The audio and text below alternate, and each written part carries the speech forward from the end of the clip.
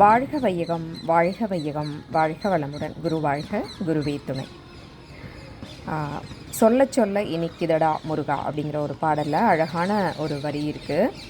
உயிரினங்கள் ஒன்றையொன்று வாழ்த்திடும்போது அதன் உள்ளிருந்து வாழ்த்துவது உன்னருள் அன்றோ முருகா, உன்னருள் அன்றோ அப்படின்ட்டு இந்த கிளிகளுடைய சத்தத்தை கேட்கும்போது எனக்கு அந்த ஞாபகம் தான் வருது. கிளிகளெல்லாம் வாழ்த்துவது போல் இருக்குது. இப்போ உபதேசம் அப்படிங்கிற டாப்பிக்கில் என் குருநாதரில் ஒரு சில வரிகள் வாழ்த்தை பற்றி பார்க்கலாம். சுவாமிகளின் மற்றும் ஒரு முக்கியமான உபதேசம் வாழ்த்து. அவரும் இடைவிடாமல் வையகம் அனைத்தையும் வாழ்த்தி கொண்டே இருப்பதோடு நம்மையும் வாழ்த்தி கொண்டே இருக்க சொல்கிறார். திட்டி திட்டி பழித்து பழித்தே பழக்கப்பட்ட நமக்கு வாழ்த்துதல் புதிதுதான். ஆனால் என்ன அமைதி, ஆனந்தம்! மனம் அமைதிக்கு வராமல் வாழ்த்தவும் முடியாது. பழக்கத்தினால் இந்த அமைதி வந்துவிடுகிறது. யாரை வாழ்த்துகிறோமோ அவர்களுக்கும் மனம் குளிர்கிறது, அமைதி ஏற்படுகிறது. இருவருக்கும் இடையே இணக்கமான நட்புறவு ஏற்படுத்தப்படுகிறது. முதலில் தனக்குத்தானே வாழ்த்தி கொள்ளச் சொல்கிறார். ஒருவருக்குள்ளேயே முரண்பாடுகள் நிறைந்திருக்கிறது. தனக்குத்தானே வாழ்த்தி கொள்ளுவதால் எதிர்மறையான எண்ணங்கள் கொஞ்சம் கொஞ்சமாக அழிந்து நேர்மறையான எண்ணங்கள் சுய தீர்மானமாக வலுவேற்றப்படுகின்றன. அடுத்து வாழ்க்கை துணையை வாழ்த்தச் சொல்கிறார். இந்த உலகிலேயே யார் அதிக நெருக்கமாக இருக்கிறார்கள் என்றால் கணவன் மனைவிதான். அதே நேரம் யார் அதிக கருத்து வேறுபாடு கொண்டிருக்கிறார்கள் என்றால் அதுவும் கணவன் மனைவிதான். இந்த கருத்து வேறுபாடு வாய்ச்சண்டையாகவும் அடிதடியாகவும் சாபங்களாகவும் எதிர்பாராத விபத்துகளாகவும் மாறுகின்றன. எனவே வாழ்க்கை துணைவர்கள் ஒருவருக்கொருவர் வாழ்த்தி கொள்வது அவசியம் என்கிறார் என் குருநாதர். ஒருவர் சுவாமிகளிடம் தன் மனைவியால் தனக்கு தாங்கொணா துன்பம் என்று முறையிட்டாராம். சுவாமிகள் இந்த மந்திரத்தை சொல்லிக் கொடுத்தாராம். ஒரு மாதத்திற்கு பின் அவர் மறுபடியும் வந்து, சுவாமி, என்ன அதிசயம், என் மனைவி மாறிவிட்டாள் என்று மகிழ்ச்சியோடு கூறினாராம்.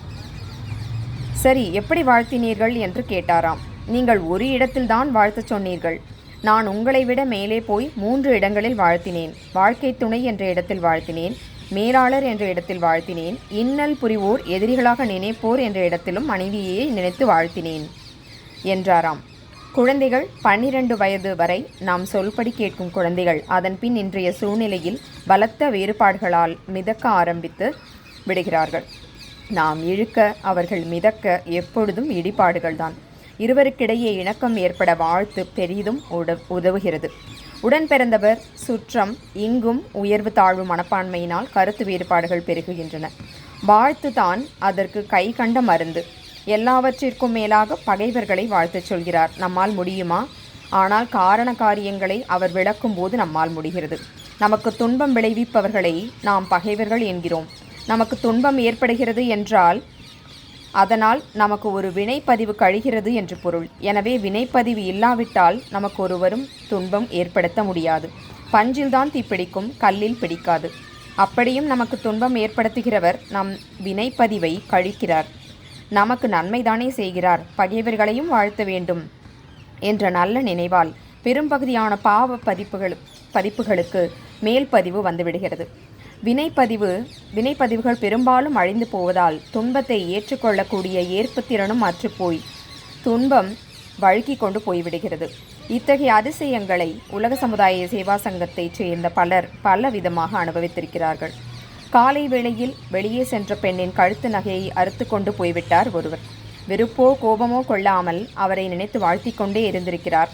மறுநாள் அதே பொழுதில் இந்தா உன் நகை என்று வீசி எறிந்துவிட்டு போய்விட்டாராம் நகையை கொண்டு போனவர்.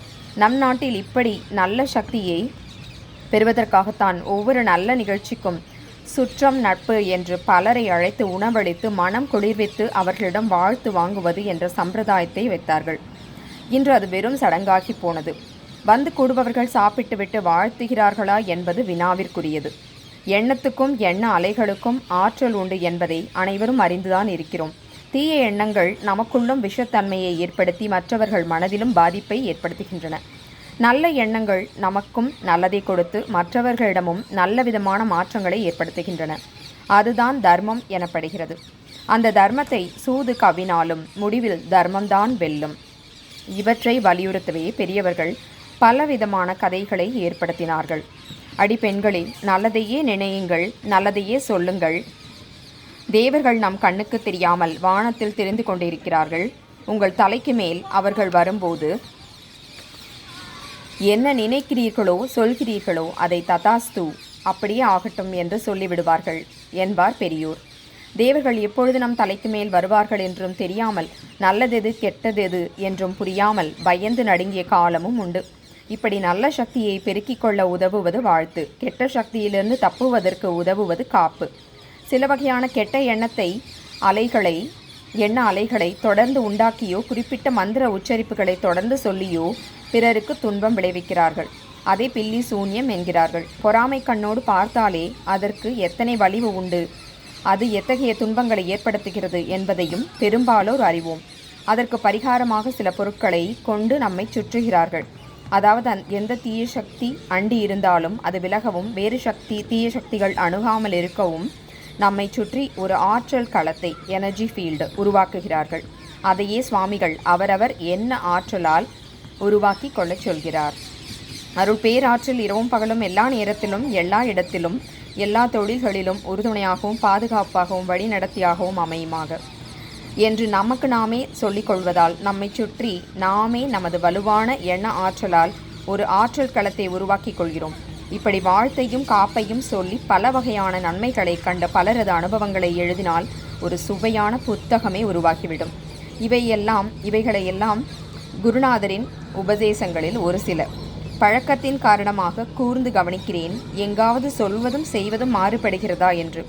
வாயிலிருந்து வந்திருந்தால் தானே மாறுவதற்கு. இவை மனதிலிருந்து, உயிரிலிருந்து, அதற்கும் மூலமான உணர்விலிருந்து வருபவையாயிற்றே. எப்படி எங்கே மாறும்? வாழ்க வையகம், வாழ்க வையகம், வாழ்க வளமுடன். குரு வாழ்க, குருவே துணை.